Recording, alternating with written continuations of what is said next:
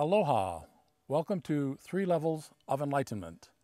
This is program 1.5, a continuation of the second program, which was entitled The 2012 Reversal of the Direction of Rotation of the Planet Earth.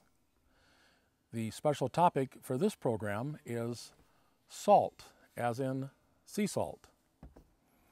This is the 5th program at the first level in a series sponsored by the United Galactic Federation of Planets, or UGFP, as you can see in front of me. My name is Merlin, and I'll be your tour guide. We're coming to you from the Gilbert Ray Campground in Tucson Mountain County Park here in Tucson, Arizona. Standing to my right is my good friend Roy, and to my left is his partner Dale. Roy and Dale are giant saguaro cactuses, magnificent creations of nature that are found in this part of the world. We're joined by other fascinating plants like prickly pear cactus, barrel cactus, jumping choyas, palo verdes, mesquite, and many other beautiful creations of nature. We also have coyotes, mountain lions, lynx, bobcats, deer, rabbits, snakes, quail, roadrunners, doves, pigeons, hummingbirds, and lots of other interesting wildlife throughout this park. Both this park and the Saguaro National Park next door are great places to visit, as well as Old Tucson Movie Studios across the road and the Arizona Sonora Desert Museum just down the road. Over the past 12 years, my wife Moana and I have been given information concerning our world and future events. We always share this information with everyone we know, but when the event occurs, they then forget and say, "Why didn't you tell us?" By producing these videos, we can now say, we did tell you. We intend to produce about 5 dozen programs. Hopefully, all of these programs will be available on the internet and on cable TV. The information in this particular program, the 2012 reversal of the direction of rotation of the planet Earth, specifically salt, has grave implications. But this information is not meant to frighten or scare you. It's merely meant to inform you.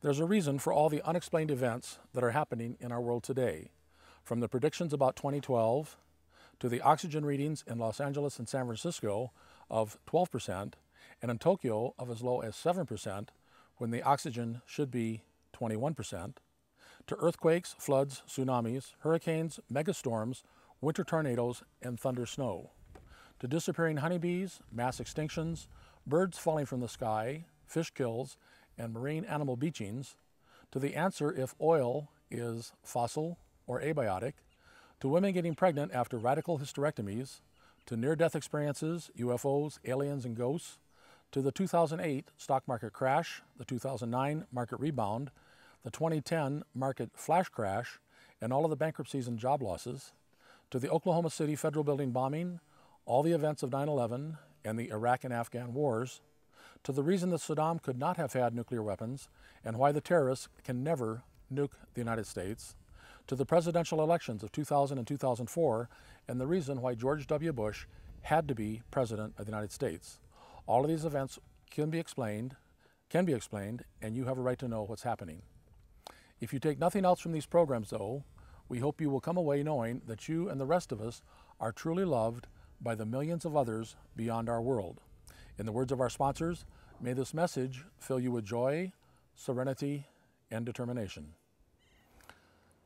I'd now like to explain why these programs are entitled The 3 Levels of Enlightenment. Our sponsors are sensitive to the feelings and beliefs of all of you. Our sponsors do not want to offend anyone, so as a precaution, the programs have been sorted out into 3 categories, levels 1, 2, and 3. Level 1 is for all audiences and is rated PG-13. No one should be offended by the information offered at this level, but parents are cautioned that this level may not be appropriate for young children. Level 2 is only for people who believe in angels and is rated R. It is not for children.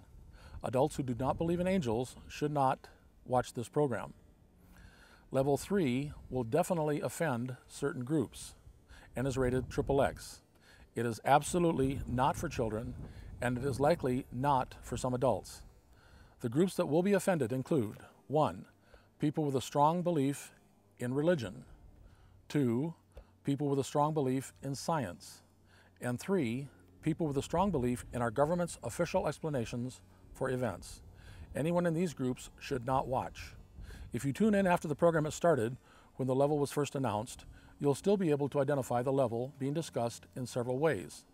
On the board behind me are the words level and number. The wind is giving us a hard time here. As you can see, today is a level 1 program and it's number 5. The tray in front of me has a placard with the letters PG-13. This is, again, level 1 and it's rated PG-13. On days when it's a level 2 program, you will see an R for restricted in the tray in front. And on days when it's a level 3 program, you'll see XXX, triple X. In addition, you will be able to determine the level of the program by the shirt that I'm wearing. Level 1 has a Hawaiian shirt, as you can see. Level 2 has a plaid shirt, and level 3 will have a white shirt. So please evaluate what levels might cause you to be offended, then watch accordingly. This disclaimer will be provided for the first few programs at each level, then it will be discontinued in the interest of saving time. We look forward to posting these programs on the internet, where we're often limited to 15 minutes per program, so in order to pack in as much information as possible, time is of the essence. I'd now like to share with you our humble story. My wife and I have homes on the Big Island of Hawaii, in Northern California, and here in Tucson, Arizona. It turns out there's an important connection between all 3 locations. My wife is pure Hawaiian. She's a 6th great granddaughter of the first king of Hawaii, Kamehameha the Great, and she's a great grandniece of the last king and queen, King Kalakaua and Queen Liliuokalani. Her genealogy turns out to be another very important part of our operations. My wife served in the Army in the 1960s and is a Vietnam-era veteran. She's a graduate of the University of Hawaii and operates her own business in Hilo, Hawaii. I was born and raised in Michigan in the palm of the hand. My family moved to Southern California in 1964 and then moved to Northern California in 1966, where I finished high school and then went to college. I served in the Navy in the 1960s and am also a Vietnam-era veteran. I then served 23 years in the Air Force Reserve from the 1980s until the mid-2000s. I've been retired from an airline for over 8 years. For over 35 years, I've been a pilot, and I've flown as a captain, a co-pilot, and a flight engineer. I've also been a flight instructor and an aircraft mechanic. I've worked for companies as a chief pilot and a director of operations. I've logged more than 30,000 hours of flight time in everything from 2-seat Cessna 150s to 10-seat Piper Navajo Chieftains and Beech-18s, to 20-seat de Havilland Twin Otters, to 180-seat Douglas DC-8s, 250-seat Boeing 767s, to 300-seat Douglas DC-10s, and to the 350-seat Lockheed L-1011. I'm also retired from a fire department of a major city on the West Coast. I worked for the Federal Aviation Administration, the FAA, as an aviation safety inspector between the fire department and the airline. All of my careers restricted me from having a full beard and long hair, but our sponsors say that it's necessary that I let my hair grow out, and it's a nuisance. This is the second marriage for both my wife and myself. We celebrated our 20th wedding anniversary on March 25th, 2011. My wife has 6 children from her first marriage, and I have 4 children from my first marriage. Plus, we've been blessed with 22 grandchildren and 2 great-grandchildren. As an airline pilot and as a fire captain, I've had to make quick and logical decisions because people's lives were often at stake. So I've had to have my feet planted firmly on the ground, and I'm one of the last people you'd expect to be involved in any kind of new age thinking. So even though I may seem like an unlikely candidate for this job, my wife and I consider it a great honor and privilege to have been chosen to receive this information over the last 12 years. My wife and I have been given knowledge that is of great importance to all mankind, and we're more than happy to share it with you. So, on with the show. As I said at the beginning, today's program is a continuation of Program 2, which involved the 2012 reversal of the direction of rotation of the planet Earth. And the specific topic for today is salt. Well, the largest source of salt on this planet are the oceans. We have anywhere from 3/4 to 4/5 of the surface of the earth covered in salt water, and it is definitely the largest source of salt. But we also have salt deposits and salt lakes located in other parts of the planet, and they're usually inland, and they're located between mountain ranges. Well, how did they get there, and why? In my lifetime, I've had some unusual encounters with salt. For a period in the mid-'80s, for several years, my family and I lived up in Mendocino County on the California coast, and on occasion I would drive to the Bay Area to go to work, and I would drive down early in the morning, sometime around 4 a.m., and I'd have to pass through an area called Sea Ranch. It's a beautiful resort area right along the coast, and Highway 1 passes through Sea Ranch. The problem is the development has very strict building standards, and they want it to be as natural as possible, so there are no shoulders on Highway 1. When it passes through Sea Ranch, the vegetation grows right up to the side of the highway, and if you're driving through there that time of the morning with no traffic, there are deer that will jump out of the vegetation right in your path. And I hit many deer during those years. Well, I always wondered, why are there so many deer down along Highway 1 that time of the morning? And I finally found out from the Indians in the area. Apparently, the deer need salt, and the perfect place is on the seashore. The rocks would have dried salt all over them, and in the early morning, late night, the deer would head on down to the ocean and lick salt off the rocks. And then as they headed back up the hill, I'd run into them. In addition, I experienced the second worst pain known to humans. Now, I sympathize with you ladies because you have the worst pain, which is childbirth, but the second worst pain is kidney stones. And I had them about 15 years ago. I was living in Hawaii at the time, and come to find out, all us white people in Hawaii, we're called haoles, are susceptible to kidney stones. The reason is the air is warm and very moist, and you are constantly sweating, even though you don't think about it. And as you sweat, you lose your body's natural salts. Well, your organs will then hoard whatever salts are left in your body, and they make kidney stones, which are extremely painful. And the way to avoid kidney stones, living in the tropics, is to take extra salt. If you don't have a problem with high blood pressure, you've got to keep your salt intake up. If your body stays in balance, then your organs won't hoard and no more kidney stones. Well, we have salt in interesting places all over the planet. In fact, when I was a young teenager, I was fascinated by something that took place out in Utah. There was a gentleman named Craig Breedlove. And for all you guys my age, you probably remember that name. He's the guy that set a whole bunch of land speed records in different race cars that he built.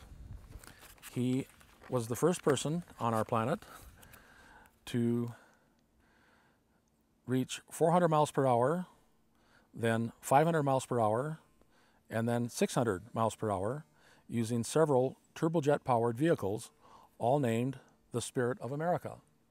Well, he set all these land speed records in a place called the Bonneville Salt Flats. It's an area west of the Great Salt Lake, and it's very flat, and it's made of salt. In addition, we have other areas in the world that have a lot of salt. Not only does the Great Salt Lake cause you to float like a bobber because of all the salt that's in it. You can't really swim underwater in the Great Salt Lake, plus you don't want to because the salt will burn the daylights out of your eyes. But west of us here in Tucson, over in California, in the Imperial Valley, we have the Salton Sea, a large area of water that was filled back in the early 1900s by the Colorado River when a dike broke. And in the Holy Land, we have the Dead Sea, which is salt water. There's an area under Michigan, Ontario, Ohio, Pennsylvania, New York, and West Virginia that is 170,000 square miles of salt. This salt bed was mined back in the 1800s and again in the last century under Detroit. There was an area of 1,400 acres that is 1,200 feet below Detroit, and it has 50 miles of roads where they mined the salt and brought it up to the surface. Back to the Bonneville Salt Flats and the Great Salt Lake, before there were those two, there was something even larger, and it was called Lake Bonneville. Several thousand years ago, this was a large ancient lake. It occupied the lowest closed depression in the eastern Great Basin, and at its largest extent covered over 20,000 square miles of western Utah and smaller portions of eastern Nevada and southern Idaho. At its largest, Lake Bonneville was about 325 miles long, 135 miles wide, and had a maximum depth of over 1,000 feet. It contained many islands that are the present-day mountain ranges of western Utah. Lake Bonneville was the largest inland lake in the world at that time. It has since ended up becoming the Bonneville Salt Flats and the Great Salt Lake. Another enormous salt lake found on this planet is the Dead Sea. This comes from Wikipedia. It is a salt lake bordering Jordan to the east and Israel and the West Bank to the west. Its surface and shores are 1,388 feet below sea level, and it has the lowest elevation on the Earth's surface on dry land. The Dead Sea is 1,237 feet deep, the deepest supersaline lake in the world. It has 33.7% salinity, and it's also one of the world's saltiest bodies of water. It is 8.6 times saltier than the ocean. This salinity makes for a harsh environment in which animals cannot flourish, hence its name. The Dead Sea is 42 miles long, 11 miles wide at its widest point. It lies in the Jordan Rift Valley, and its main tributary is the Jordan River. Well, we have these lakes that are always bordered by mountains. They're in valleys, and they have enormous amounts of salt. Where did the salt come from? And why? What if all these lakes were formed by a polar reversal?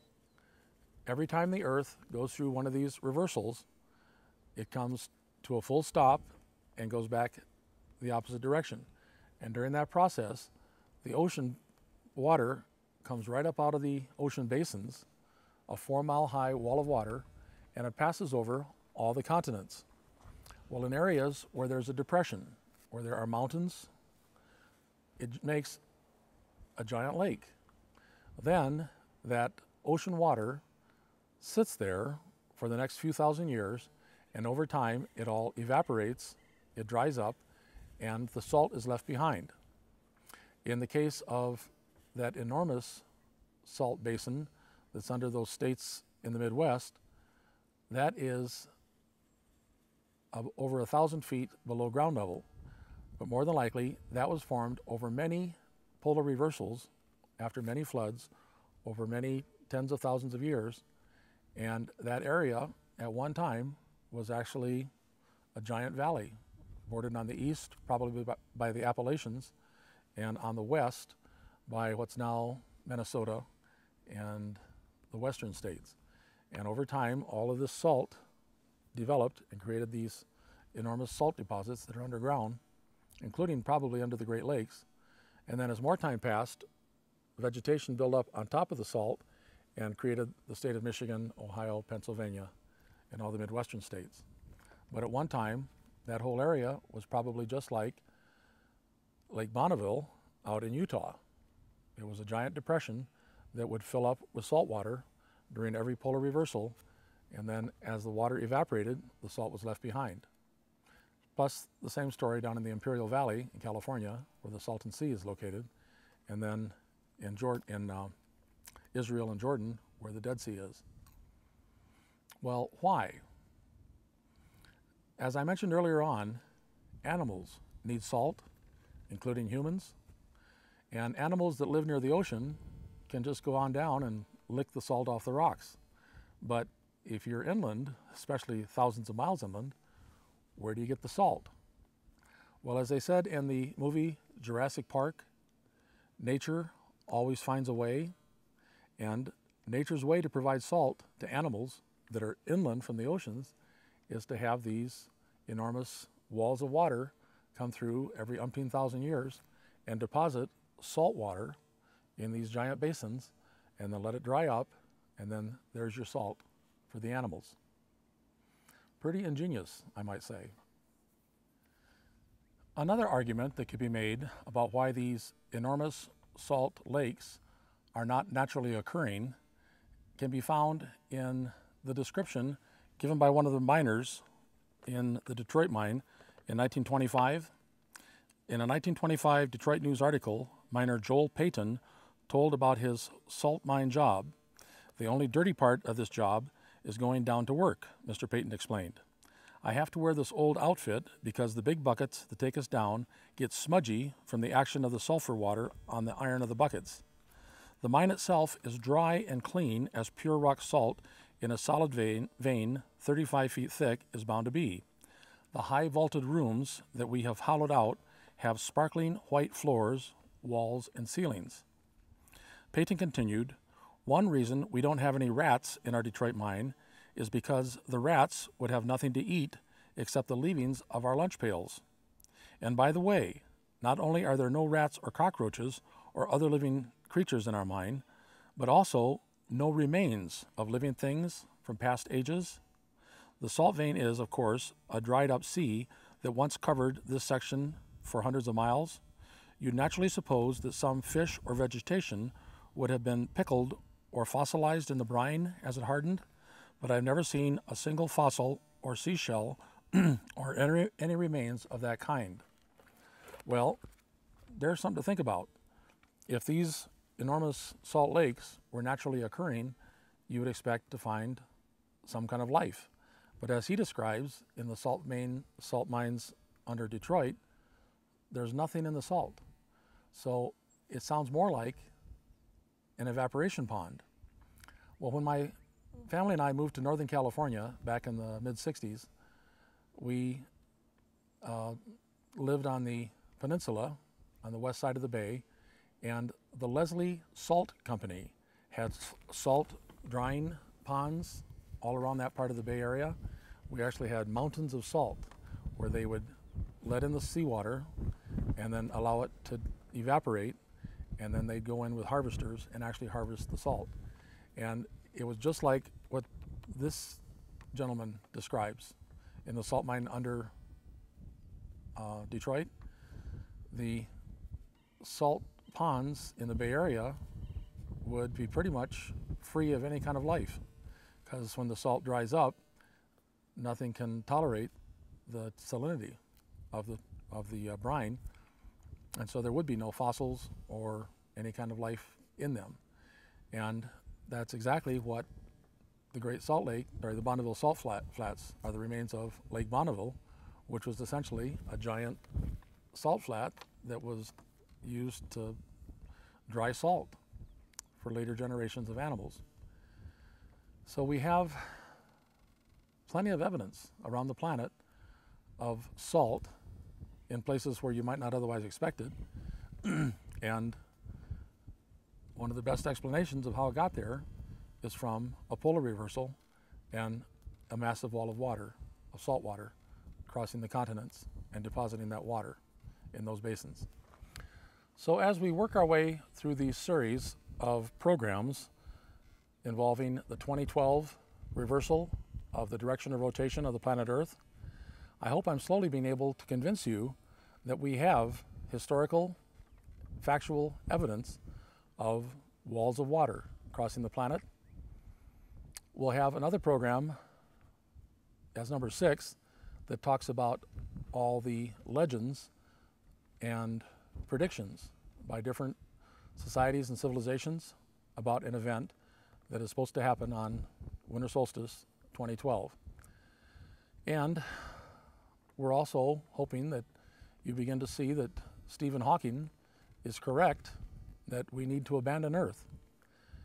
Professor Hawking's argument for abandoning Earth has to do with man-caused events, things like nuclear war, oxygen depletion, global warming, and overpopulation.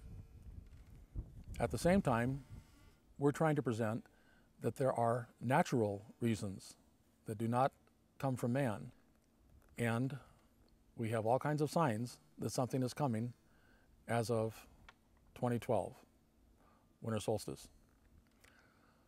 So please join us for our next program, which will be about the predictions by other cultures and civilizations concerning this event that's coming in about 18 months.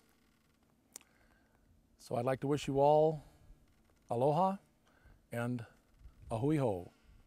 Until next time.